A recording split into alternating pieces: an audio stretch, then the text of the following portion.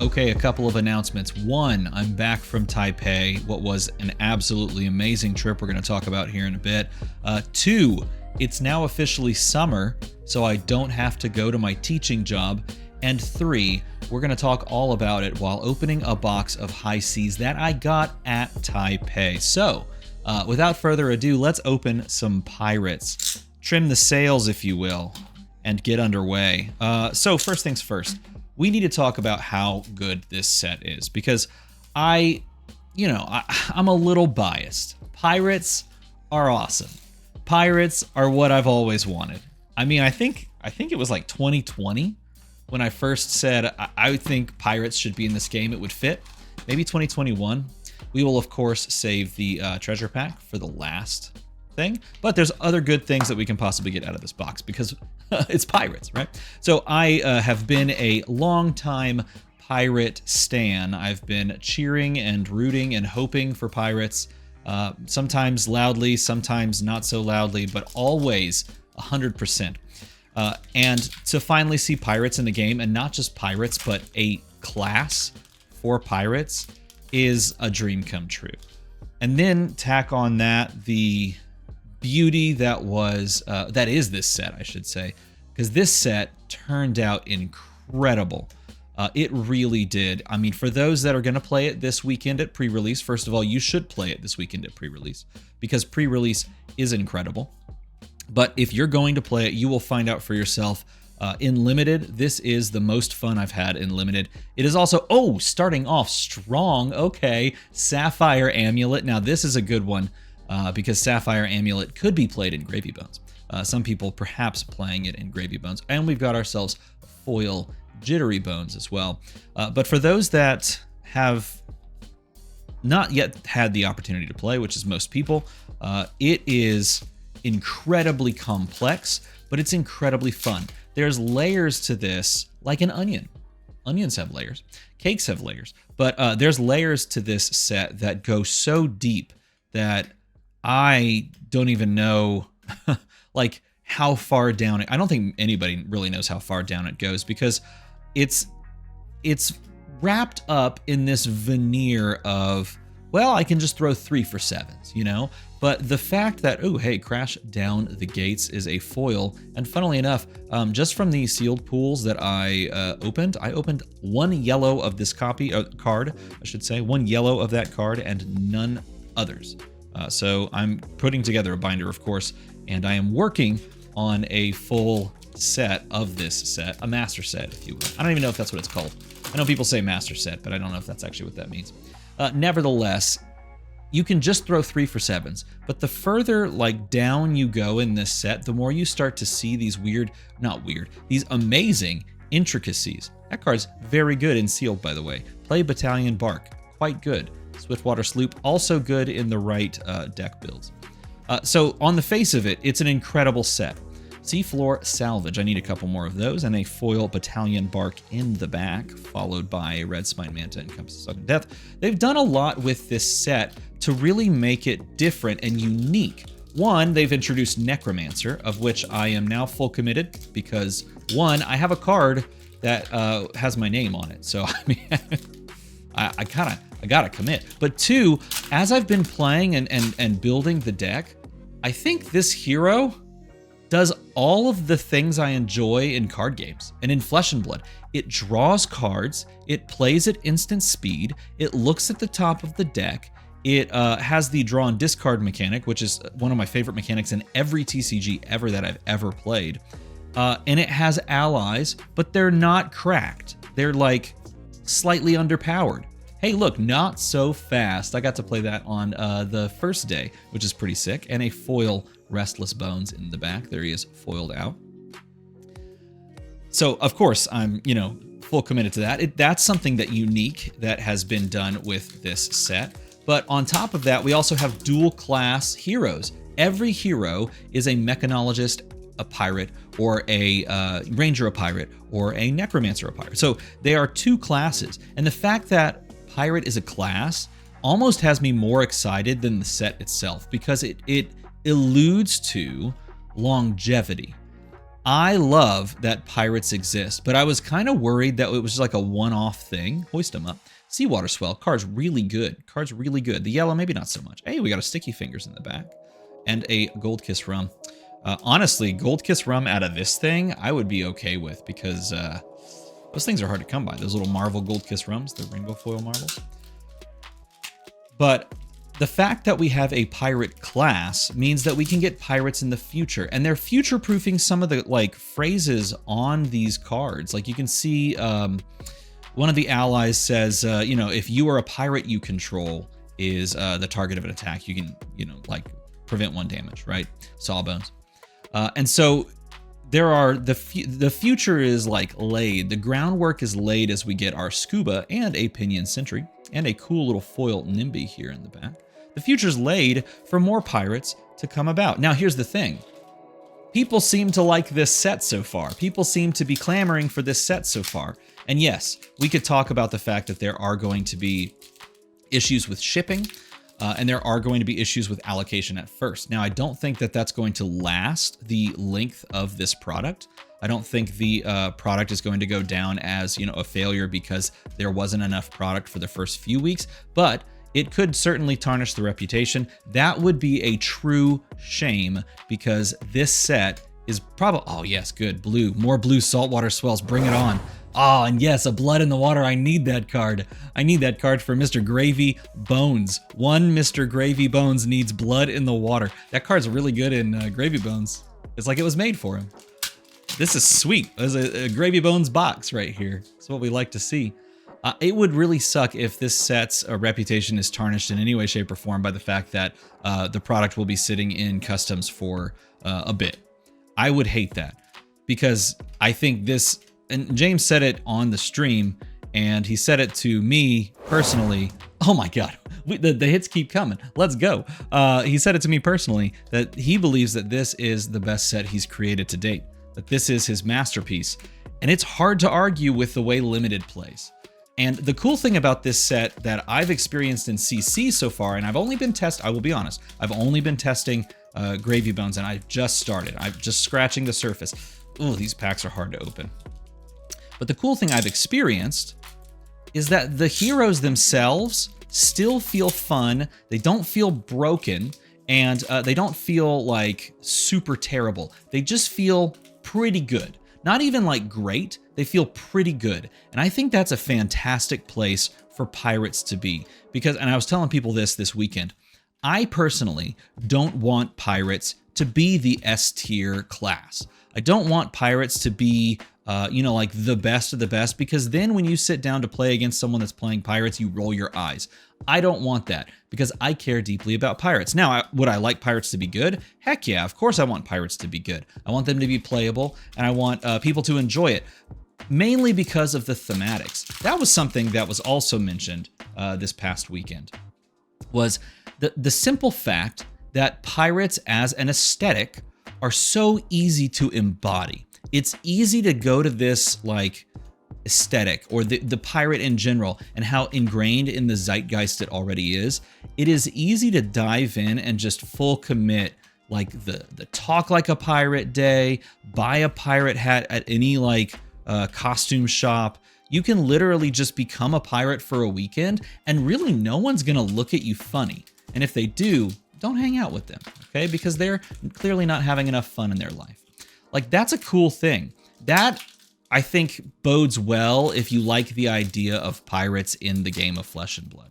It bodes well for the future. They're not broken. They're very connectable. It's easy to connect with them. They clearly have their own style and flavor based on the class that they've been paired with. I honestly think dual class pirates, the more I thought about it, the more I realized it's just like kind of perfect because you can dress up your warrior as a pirate, you know, like you can have a pirate warrior. Oh, I don't have a Pilfer the Wreck red. I put all of my draft or all of my sealed cards that I got over in Taipei in a binder today. I don't have this card. Kind of funny. I guess I'll go through and put that in later. Oh, hey, look, there's Garvey Bones, as my wife calls him. Garvey Bones, the double-sided Garvey Bones. That's rare. I'm gonna put it over here. It's like one per box. But it bodes well if for pirates in the future because of the simple fact that you have a pretty connectable class, and you can dual class anything with the pirate keyword. They can dip into this pirate pool that has been established, and of course could be expanded in the future. But they can also play their class cards. I think it's really, really fun to do both as well. Shifting Tides. Funnily enough, I never saw this card on the weekend. It was never played against me. I never opened it in any of the sealed pools. Period, end of story. I did not know this card existed until day 2 of like the draft calling. That is when I discovered that that card existed, which is hilarious, but I guess it is what it is. A cracked bauble in the back. It is not cracking more, or maybe it's cracking more. I don't know. It doesn't look like it's cracking more. But it is a really, really cool set. I'm hoping, like many of you, that people can get their hands on it, people can experience it. And one of those ways is through pre-release. So if you are on the fence about jumping into pre-release, yeah, the answer is yes. This is the best limited set I've played in Flesh and Blood. And that's saying something because I really, really enjoyed heavy hitters. This has shades of heavy hitters to it. Like there's some familiarity. Like playing the 3-for-7 game reminds me a lot of heavy hitters, because that was kind of like the core of most turns, is trading efficiently 3-for-7s and using 2 blocks in the right way, or just getting blown out by like a bunch of 2 blocks versus 3 blocks. It wasn't like everything about that format, but it was honestly like a very relatable, very connectable portion of the format. And I liked that. I think it makes it easier for younger players or newer players to jump in on that game. Beautiful call in the big guns here. They can just show up and try out their hands at this 3-for-7 game. And there's a little bit of that in here, but this goes so many levels deeper and more complex because it allows players to do all of these extra effects, like Restless Bones, for example, the ability to choose to discard a card from your hand or the top of your deck to give it go again. Like there's levels of complexity to whether or not you're going to do that first or pop a gold first, look at the top of the deck first. Like all of these things factor into, how your turn ends up playing out. Cog in the Machine, fantastic card. Really, really strong card. 2 action points, turns out, can be quite good. And of course, drawing an extra card replacing itself, also quite good. Cog in the Machine. Funnily enough, in every sealed that I played, Cog in the Machine was played against me. I'm pretty sure almost every Puffin deck I played against had a Cog in the Machine, which is an interesting it's an interesting anecdote. I wonder if there's more representation to some of these Majestics that are more not playable, not just playable, but like iconic for their respective hero. Red Saltwater Swell. I've been messing around with the red. Not sure if it's like super worth it. Heave Ho, great card. And a foil Rusty Harpoon. I did not know the foiling. I guess every card could be foil. It's just interesting to see it on a Rusty Harpoon. Not a card you really play. Not a card anyone really wants to play. It is a blue 3-block, so you got that going for you. So I'm uploading this video today. I want to do a video with the Armory deck as well. I'm going to put one of those out. There's going to be a lot of videos about pirates and a lot of videos about this set coming out over the next week. Obviously, we're doing a pre-release tomorrow. Maybe I'll do like a things that I learned. Oh, Avasti, great card.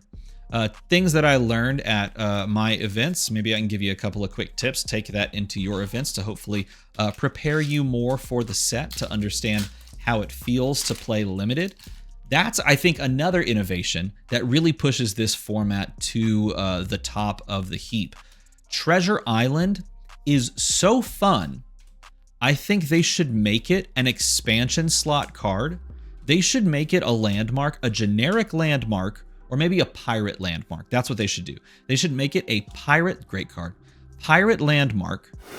Oh, Riddle with Regret. Look at this chaos action aura. Costs you nothing to play it. Has Go Again built in. At the beginning of each hero's end phase, they lose X life, where X is the number of auras they controlled when this triggers.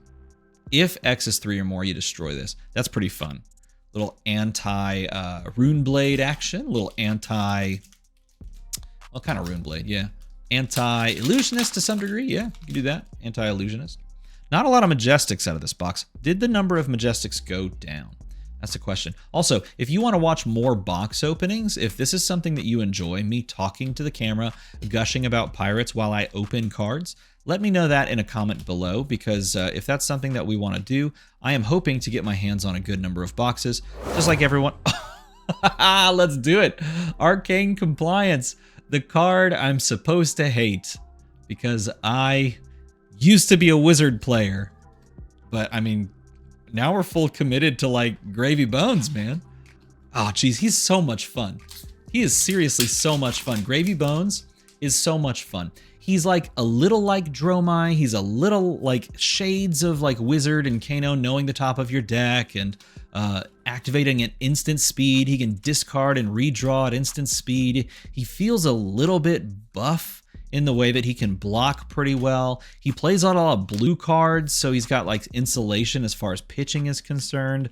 Like there's a lot that he has going for him, which I'm really enjoying. And he's hard. I think that's the other thing. He is difficult to play and to play well, and I don't know how to do it yet. And that's the best part, because it means that there's a journey that you get to go on. He's difficult to deck build with. I think difficulty is a good thing. People need to do things that are difficult. You can do hard things.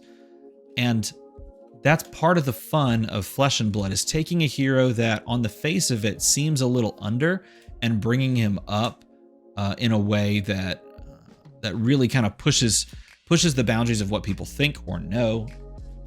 And that's kind of what I want to do with Gravy Bones. So I'm going to do a Gravy Bones. I'm going to play Gravy Bones like insane over the next week or so. And then when the set officially releases during Nats, I'll probably release a Gravy Bones video based on what I've learned, like a deck tech. I'll put together a deck. I'll show it off. I'll show you how it functions, the way that I've built it. There's a couple of different ways I've tried already, maybe 3 or 4 at this point. I'd love to get a Majestic. One more Majestic out of this. We got a couple packs left. Little light on the Majestics. I think that's actually how it's going. I remember they used to do like 7 to 10 Majestics per box. It looks like we're at 6, so maybe we get to a 7th. That might be kind of nice. 7 Majestics per box, I guess, feels okay. Maybe 8. 3, like 1 per 3 packs. 8 Majestics. Is that kind of where they're averaging? Someone tell me in a comment below where they average. Got Regain Composure. Yeah. Yeah, that's the one we wanted. That's the one we wanted. Oh my goodness gracious. I will take it. I will take it and I will put it right into a deck. In fact, I'll open the Armory deck and I will put it right there in that old Armory deck, which I'll probably do a spot on tomorrow. We'll open the Armory deck. We'll talk about its contents. I will give you my honest opinions on it. I think there are, I think it's important to give an honest feedback, and no product is perfect. And so I will give you my thoughts on the Armory deck. I think there's a lot of good things going for it, and it is a beautiful Armory deck. But I will save my overall review of it tomorrow. For tomorrow, I should say. Or should I do, I don't know. Should I do the review of it tomorrow, a Cloud Skiff, and a Goldfin Harpoon alongside of, there, put these over there, alongside of some tokens in the back. All right. Should I do the Armory deck video tomorrow, or should I do the tips for pre-release? Or should I do the tips for pre-release on Saturday? Maybe I do that. All right, either way, it's time to open the High Seas booster pack. Now, this is not a paper pack. It is a plastic pack. So we're just going to give it the old razzle dazzle, as they say. Razzle dazzle. That really did not work. I thought that would work better. Maybe if I tear it now. Geez, Louise. None of this is working. Whatever card's in here, I'm gonna mangle it. Well, scissors. Yeah, scissors was the play. Scissors don't exist. I am not going to cut this. I'm gonna leave all of this in. Every bit of it. You're forced to watch this pain as I am forced to open it.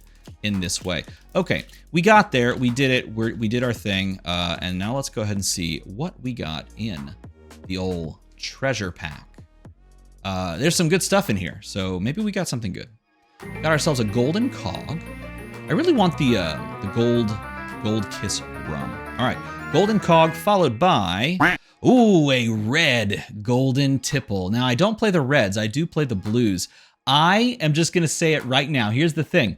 If you would like to sell or trade me all of your pirate gold cards, I will trade or buy them. Let this be a public service announcement. I have many things for trade. My store is open. Many wares can be had for the right price. And I will gladly take these off of your hands if you are not interested. Also, I really like the puzzle pieces. I think I have this one. I definitely have this one, which is a bummer because I need more of these so I can build the puzzle with my kids. But hey, if you're looking to trade these away or have me purchase them for cold hard cash, if you would like me to pay you in coins, then I will pay you in dollary dues or coins or whatever, so that I can get your very fine gold cards. Because this right here, this is the treasure I'm looking for. Am I right? Hey, if you like this type of video, make the number above me go to the other number, because that's what we do on this channel. And as always, everybody, thanks for watching.